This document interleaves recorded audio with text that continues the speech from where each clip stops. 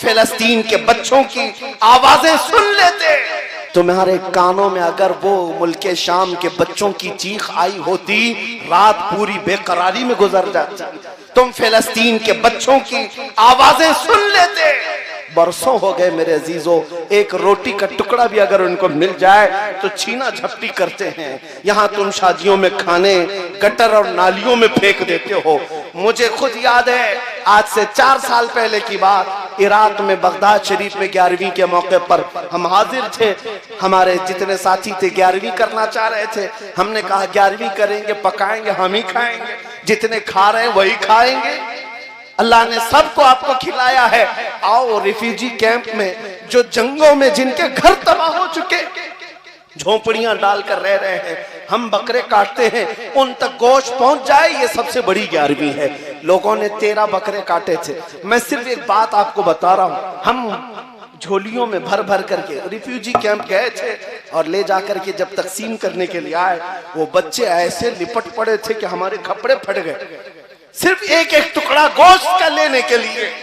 और जब एक पाव किलो का गोश्त का टुकड़ा किसी बच्चे को दिया जाता, वो चूमता था, आंखों से लगाता था, अपनी अम्मा को पुकारते हुए झोपड़ी में भाग रहा होता कि अम्मा गोश्त आ गया, गोश्त आ गया।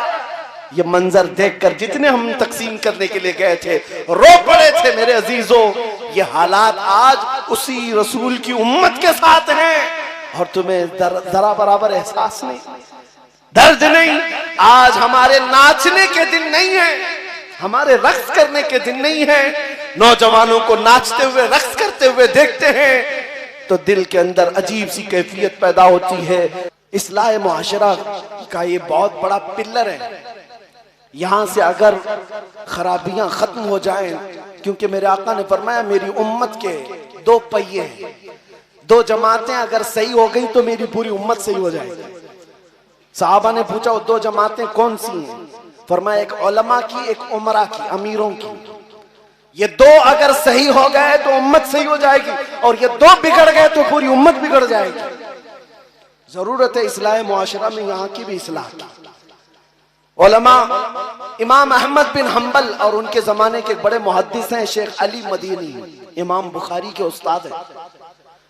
ये इमाम अली मदीनी और इमाम अहमद बिन हम्बल में किसी मसले में इख्तिलाफ हुआ। इमाम अहमद बिन हम्बल के शागिर्द कहते हैं हम एक दिन पढ़ने के लिए बैठे हुए थे, शेख अली मदीनी घोड़े पर सवार होकर तेजी से आए, घोड़ा सामने बांध दिया और सीना तान कर अंदर इमाम अहमद बिन हम्बल का दरवाजा खोला, चीखते हुए आ गए अहमद बिन हम्बल कहाँ है? दरसगाह में बैठे थे। इमाम अहमद बिन हम्बल ने अपने सारे शागिर्दों को बाहर भेज दिया, जाओ हमारी बातचीत होगी। ये है बड़े उलमा की बात। छोटों को पहले बाहर कर दिया, जाओ हमारी बात होगी। दोनों बड़े मुहद्दिस हैं। इमाम अहमद बिन हम्बल जिनको 5 लाख हदीसें याद है, शेख अली मदीनी इनको भी लाखों हदीसें याद है। दोनों एक कमरे के अंदर दरवाजा बंद करके बातचीत कर रहे हैं। शागिर्द कहते हैं आवाज इतनी बुलंद हो गई थी, हमें लगता था कि आप मारपीट हो जाएगी, हाथापाई की नौबत आ जाएगी, इतना तेज आवाज अंदर से आ रही थी। थोड़ी देर के बाद आवाज ठंडी होने लगी, पस्त होने लगी, बंद हो गई आवाज, दरवाजा खुल गया। शागिर्द कहते हैं हमने दरवाजा खोला तो शेख अली मदीनी गुस्से में उठकर जा रहे थे और इमाम अहमद बिन हम्बल भी उनके पीछे पीछे जा रहे थे। जब शेख अली मदीनी घोड़े पर चढ़ने लगे, इमाम अहमद बिन हम्बल अपने दोनों हाथ उनके पैर के नीचे रखते हैं। शेख अली मदीनी इमाम अहमद बिन हम्बल के हाथों पर अपना पैर रखकर घोड़े पर चढ़ गए, सलाम किया और निकल गए। इमाम अहमद बिन हम्बल का ये अमल शागिर्द देख रहे हैं। पूछा हुजूर जो इख्तिलाफ था खत्म हो गया? इमाम अहमद बिन हम्बल ने कहा खत्म नहीं हुआ, अभी भी चल रहा है। मैं उनको कायल नहीं कर सका, उन्होंने मुझे कायल नहीं किया, इख्तिलाफ अभी भी बाकी है। शागिर्दों ने पूछा अंदर इतना चीखम पुकार हो रही थी, हाथापाई की नौबत आने वाली थी, ऐसा लग रहा था।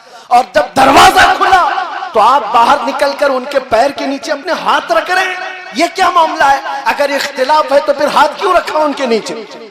इमाम अहमद बिन हम्बल ने कहा ए लोगों, मेरे शागिर्दों, इख्तिलाफ अलग चीज है, तुम अली मदीनी को नहीं जानते, वो मुहद्दिस हैं। मैंने तो सिर्फ हाथ रखा, उनके तलवों के नीचे की मिट्टी सुरमा लगाने के काबिल है। ये हमने मिस्र में पढ़ा था, अदबुल इख्तिलाफ की कोई चीज है। उलमाए ज़वील एहतराम, आज इख्तिलाफ करने का हक है, लेकिन अदब के साथ, एहतराम के साथ अगर बाकी रहता तो कौम इस तरह मुंतशिर ना होती। आज हर कोई अलग अलग झंडा लेकर अपने अपने हलके में, इन बेचारों को कुछ पता ही नहीं, लेकिन ये बड़े बड़े मसलों में जायज नाजायज के नारे लगाते हुए घूम रहे हैं और बड़े बड़े उलमा का ईमान नाप रहे हैं। ये खराबियां यहां से दर आई, इसलिए मैंने ये दो बातें अर्ज करनी पड़ी। बहरहाल जो कुछ बयां हुआ वो आगाज़ बाब था, इसलिए कि इस्लाह मुआशरा एक ऐसा तवील बाब है जिसको शुरू करने के बाद इख्तिताम नजर नहीं आता। खुलासा कलाम फिर से मैं यही कहूंगा, आज के इस रात में हम ये अहद करते हैं जो आला हजरत ने फरमाया, उन्हें जाना उन्हें माना, न रखा गैर से काम, लिल्लाहिल हम्द में दुनिया से मुसलमान गया।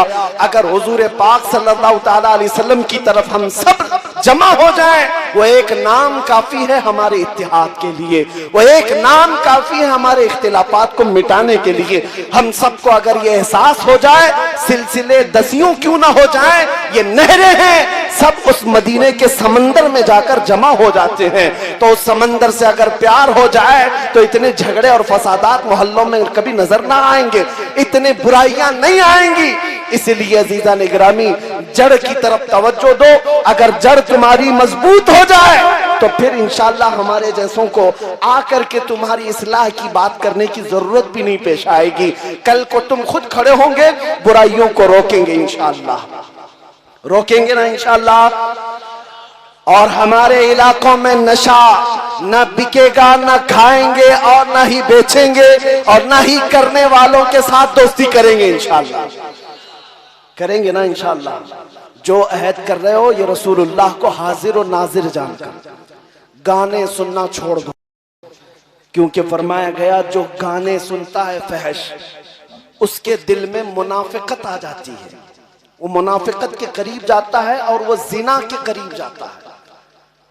इन्नल गिना यूरिसुन निफाक, गाना निफाक की तरफ ले जाता है और जिना की तरफ ले जाता है।